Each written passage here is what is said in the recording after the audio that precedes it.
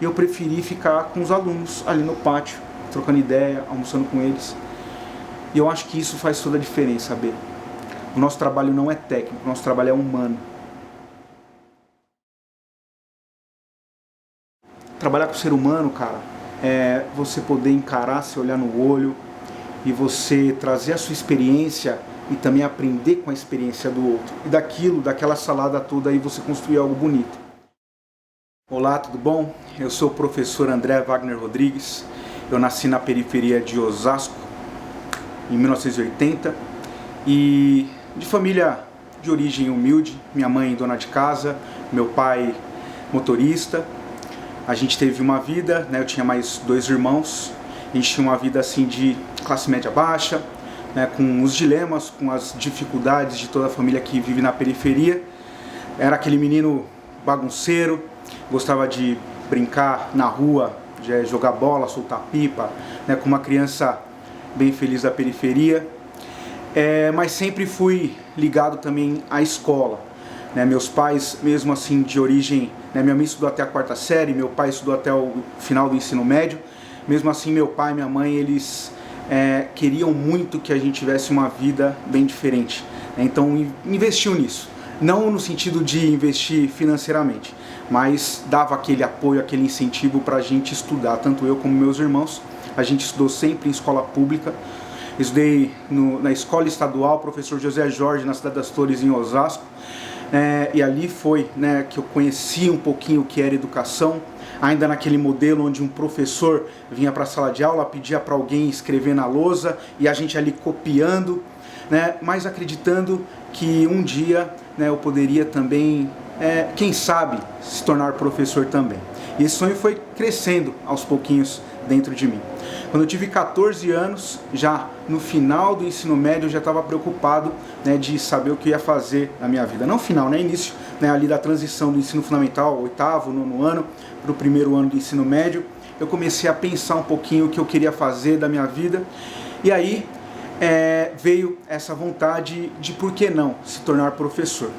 E aí minha mãe, ela me incentivou bastante nesse caminho. Ela ficou sabendo por uma vizinha de frente de casa, que era a coordenadora do antigo Cefam, que era o antigo magistério. Minha mãe conversou bastante com essa vizinha e falou assim: olha, eu quero muito que meu filho, e ele tem o sonho de se tornar professor. E aí eu fui fazer o magistério.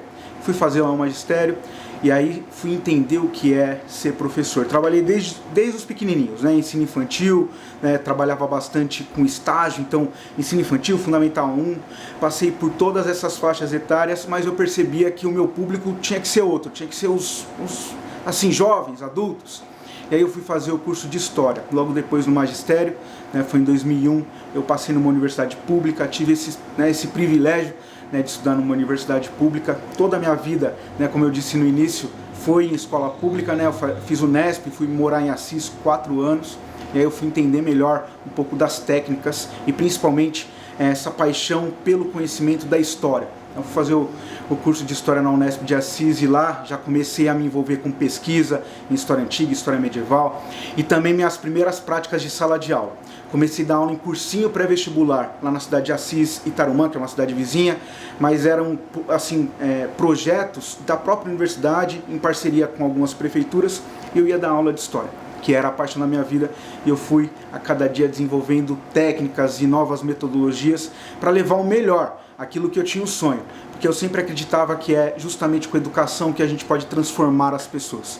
E as pessoas, como bem disse o nosso mestre Paulo Freire, aí sim as pessoas que transformam o mundo. E eu tinha esse sonho todo dentro de mim, saí lá de Assis, voltei para Osasco querendo devolver tudo.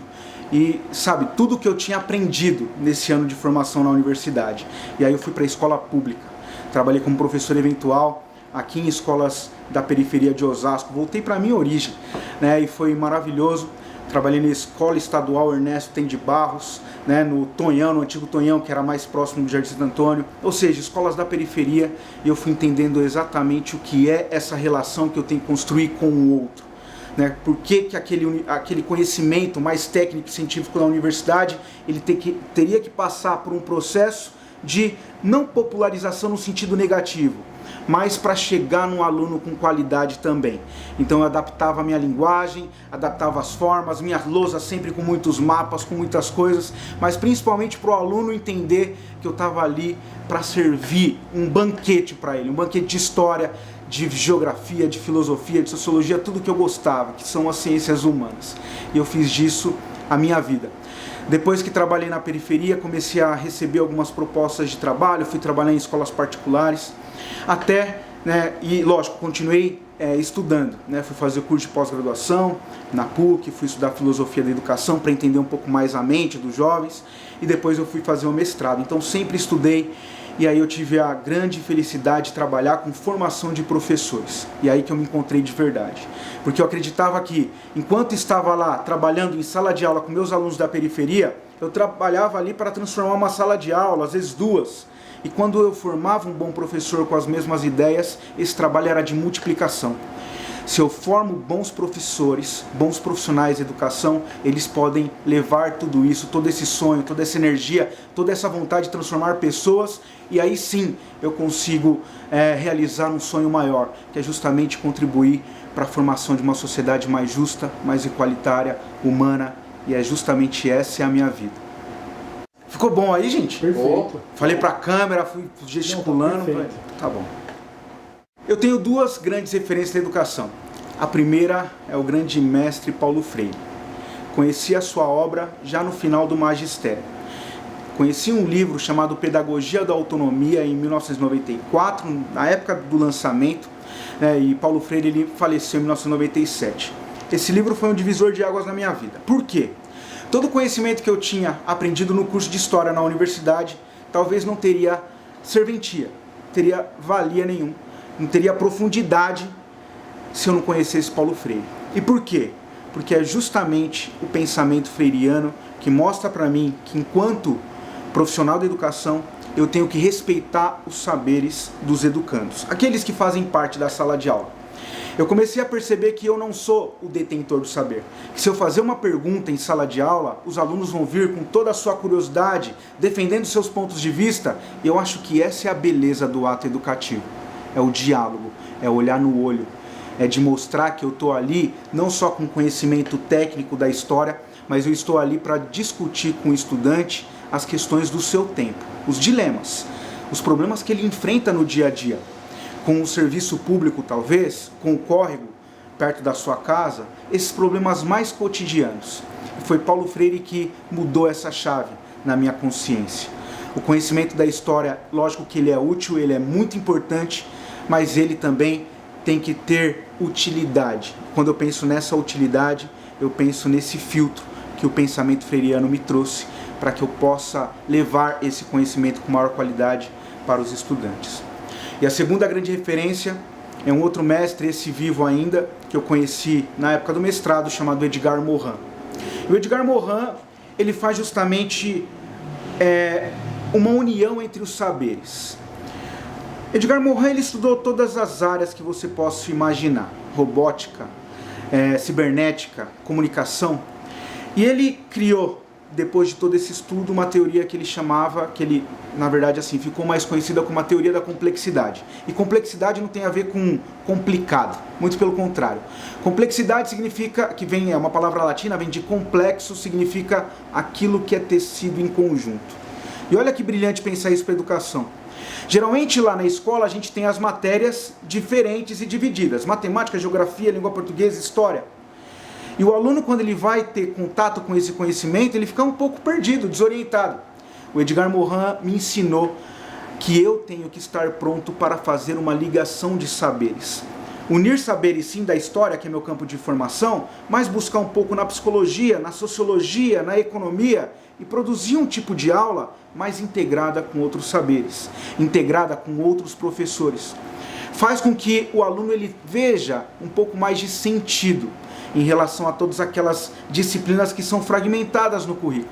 É justamente isso, essas duas grandes referências. Paulo Freire, que mostra para mim que eu tenho que valorizar o saber do estudante.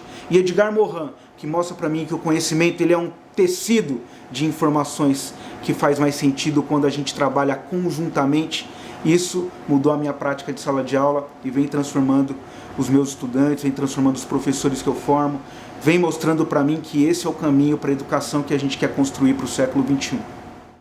Por que a gente às vezes dá muito mais valor para um jogador de futebol do que para um profissional de educação hoje? Já parou para pensar nisso? Por que a gente valoriza mais um youtuber do que um cientista? Por que a gente dá mais valor para uma celebridade que está lá no Big Brother, eu vou colocar entre aspas, e a gente não valoriza tanto o artista popular do nosso bairro? Como que a gente valoriza alguém e desvaloriza outro? Isso tem a ver com o nosso senso estético. E estética não tem a ver somente com aparência física. E eu estou muito longe de um padrão de beleza aceitável.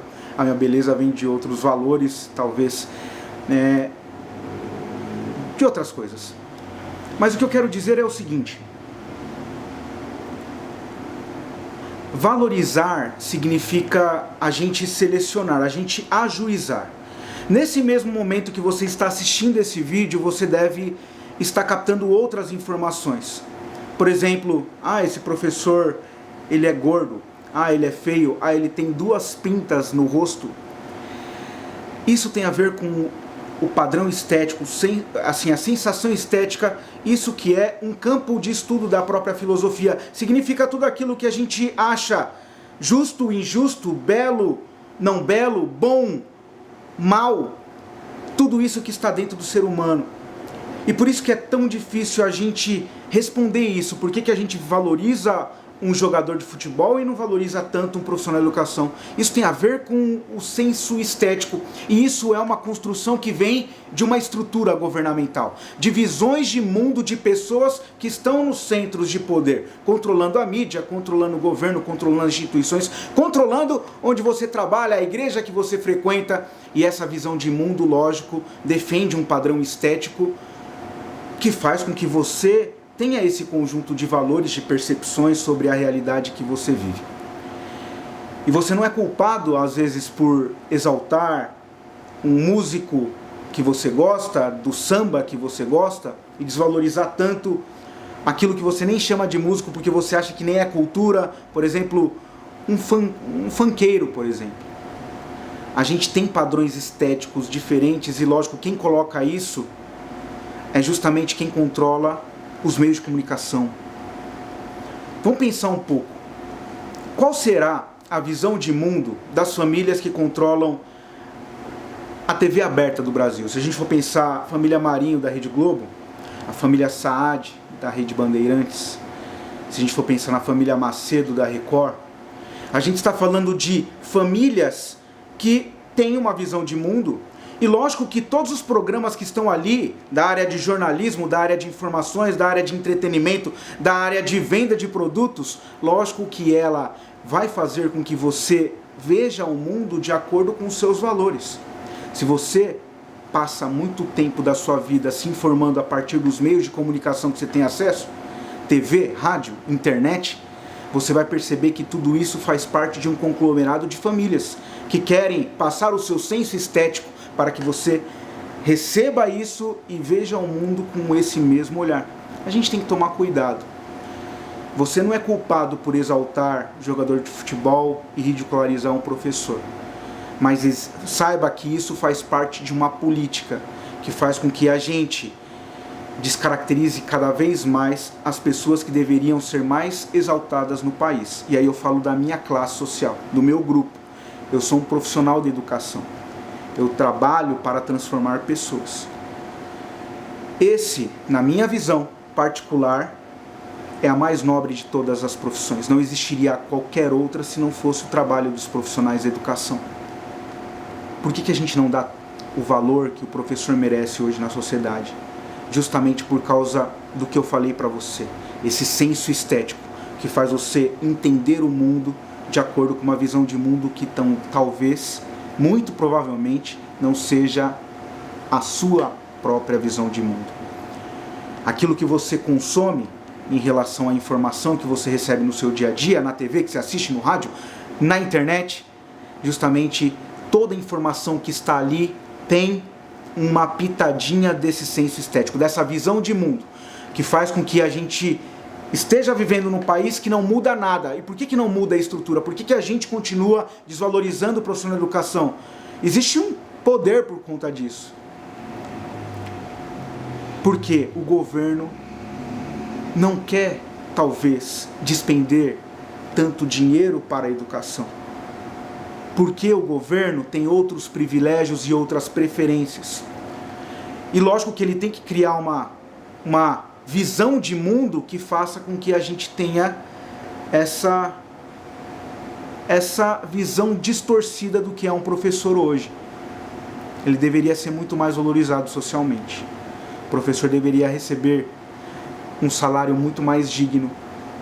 Deveria trabalhar em condições mais favoráveis.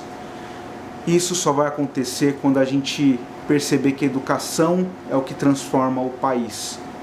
E hoje em dia estamos vivendo um momento onde a taxa de imposto para você comprar um livro é muito maior do que você comprar uma arma.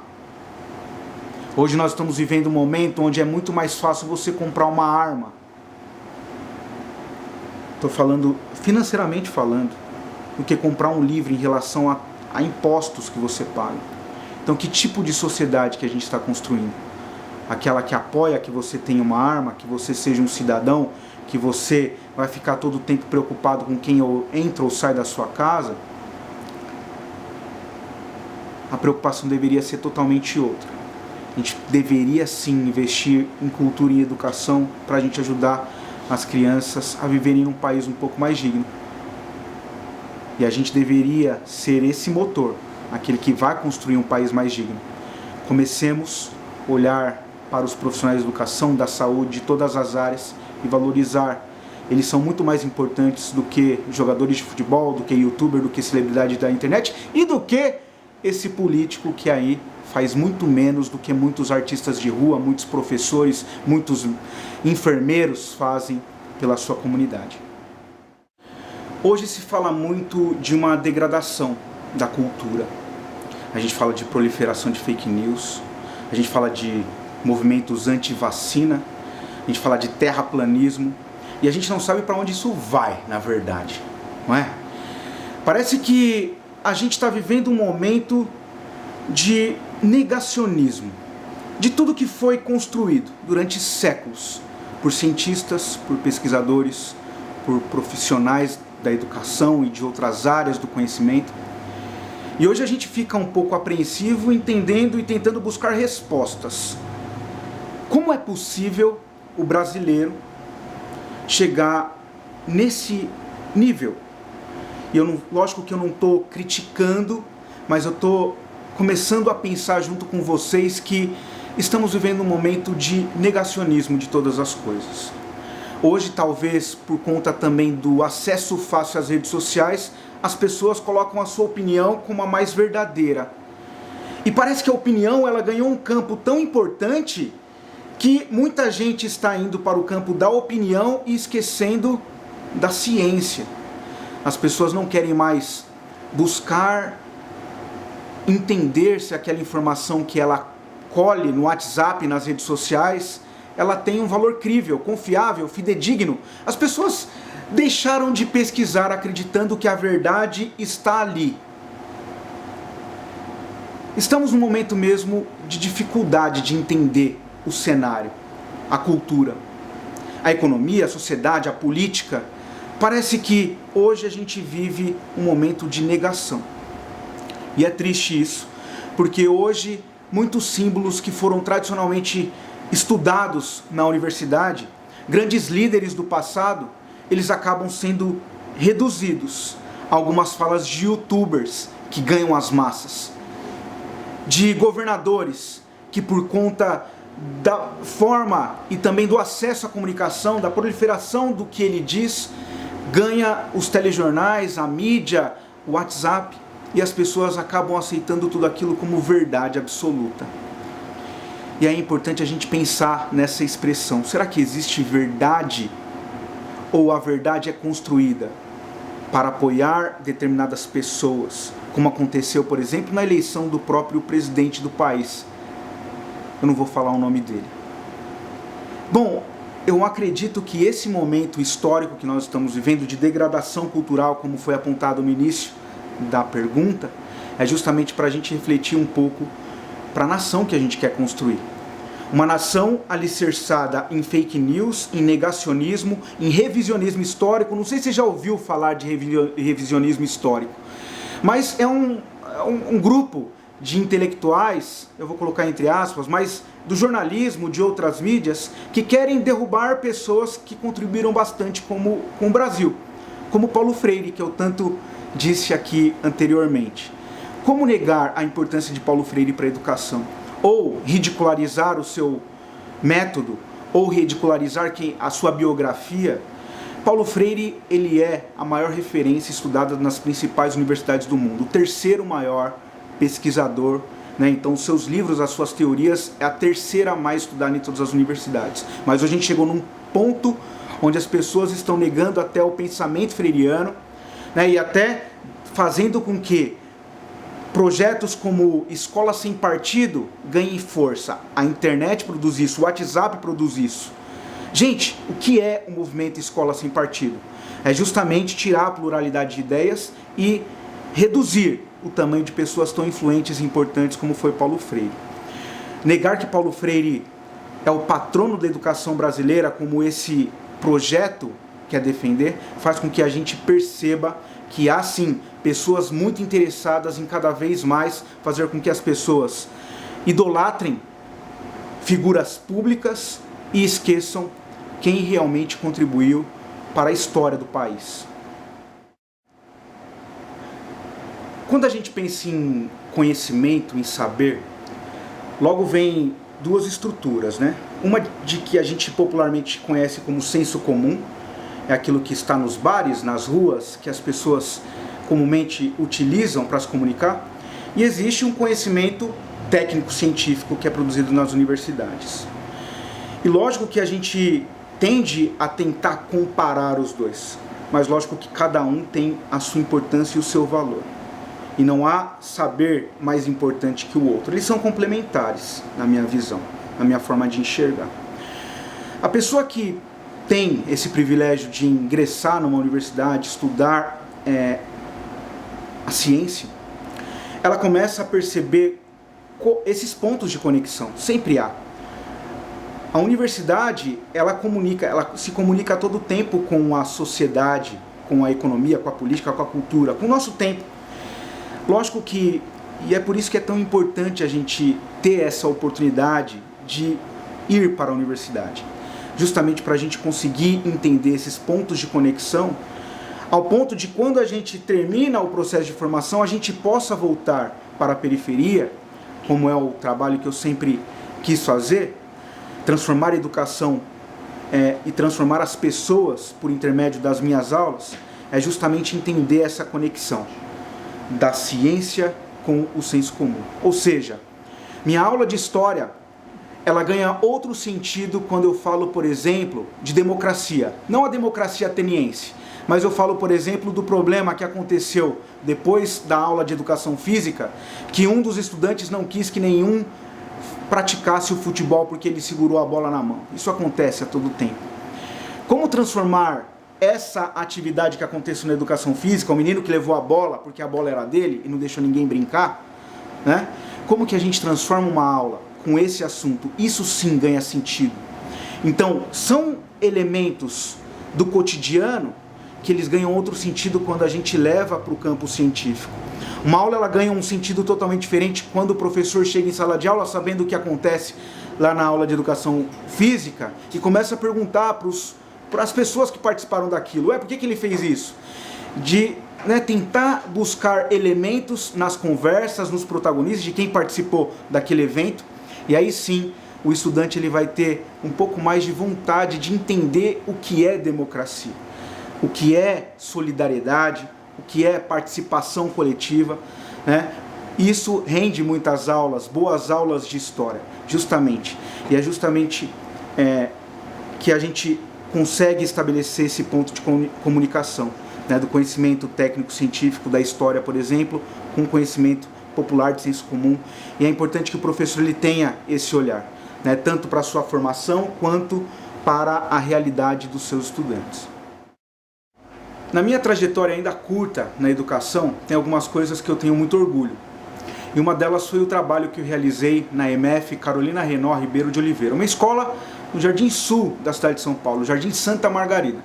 E lá eu trabalhava com estudantes de 8º e 9º ano.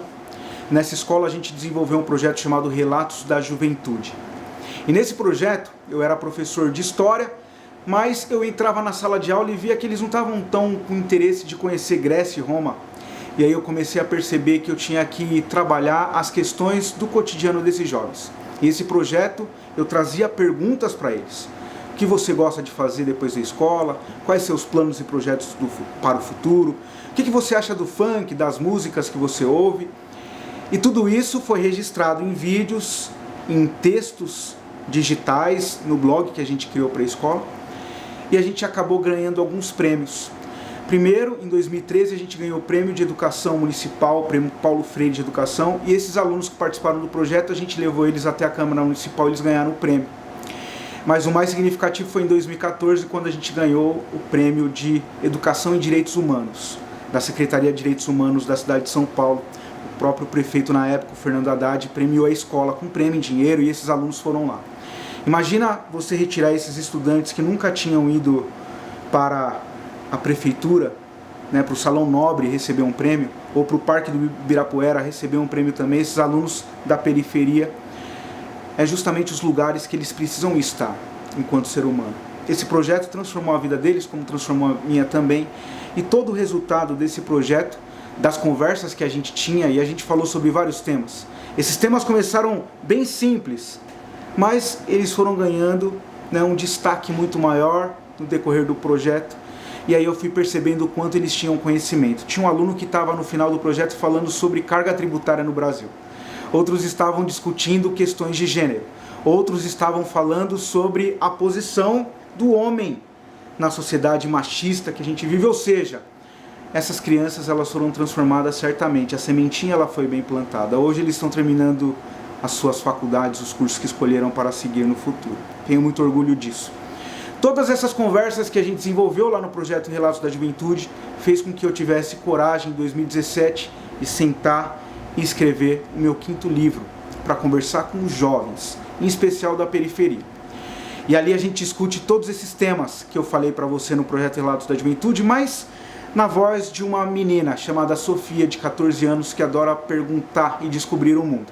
E ela vai perguntando e vai descobrindo sobre a paixão na adolescência, sobre o bullying, sobre a meritocracia e a desigualdade social, sobre a questão da morte, como lidar com ela, assuntos que são do cotidiano do jovem, que eu já discutia com esses meninos lá do Jardim Santa Margarida.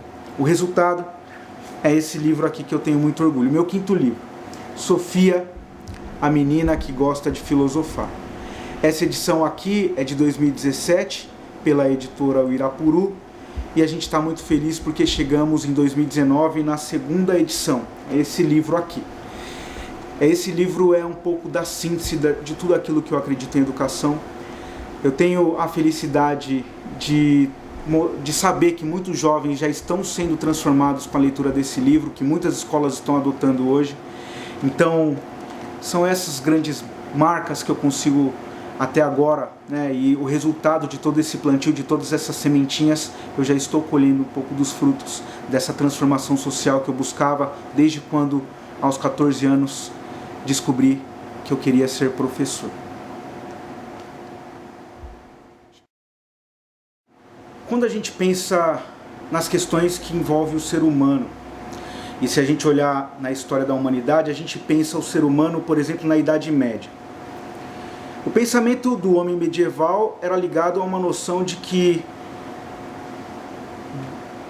além daquela vida de sofrimento, talvez um camponês que está ali no seu trabalho diário, é justamente ter a recompensa eterna. A gente tem toda uma estrutura onde a igreja ela modela os comportamentos, ela modela os juízos, as inferências, as formas de comunicação. A igreja tinha um monopólio de toda a cultura, de toda a educação da época. Isso faz com que o ser humano ele tenha medo. E isso faz com que o ser humano ele tenha que viver na dependência de outras pessoas. O homem medieval ele é um ser coletivo. Ele vivia no feudo. As pessoas se ajudando.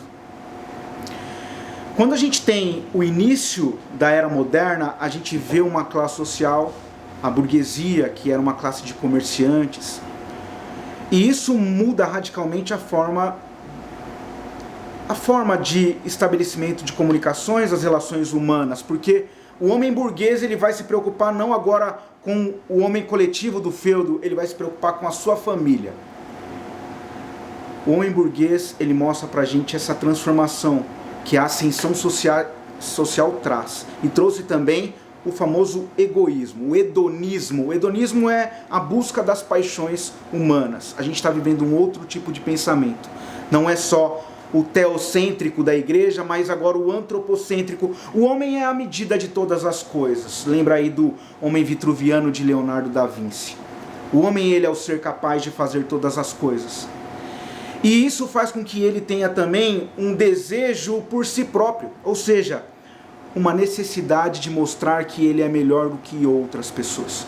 E esse homem burguês, da passagem da Idade Média para a Idade Moderna, ele só foi sofisticando com o passar do tempo, com as transformações que o próprio capitalismo trouxe. E hoje, na era industrial e tecnológica que nós vivemos do século XXI, a gente tem isso num nível ainda maior.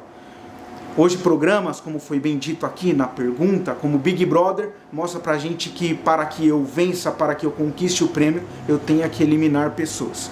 E isso acontece em todas as áreas, em todos os cenários. Para que eu tenha um cargo melhor na minha empresa, eu vou ter que puxar o tapete daquela moça que hoje está fazendo aquele papel que eu quero fazer.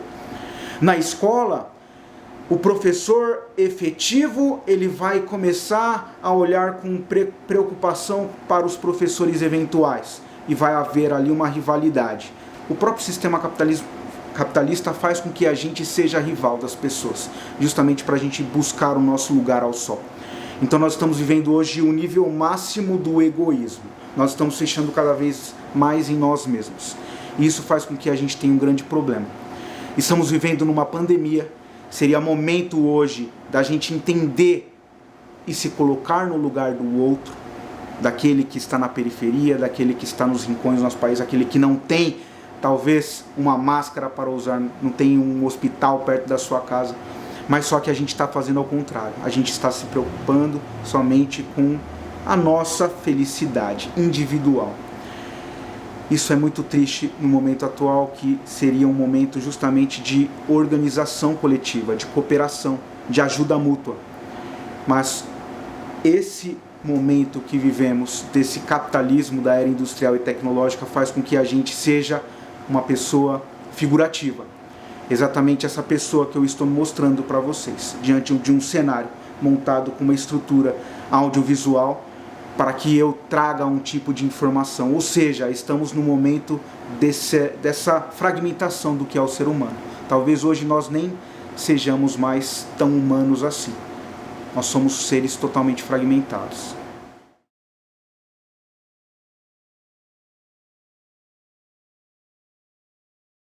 É uma aula, mano. Eu vim aqui, tinha uma aula, tá vendo? Lembrou de tudo, né, Bel? Que a gente fazia lá, né, cara? Tá louco.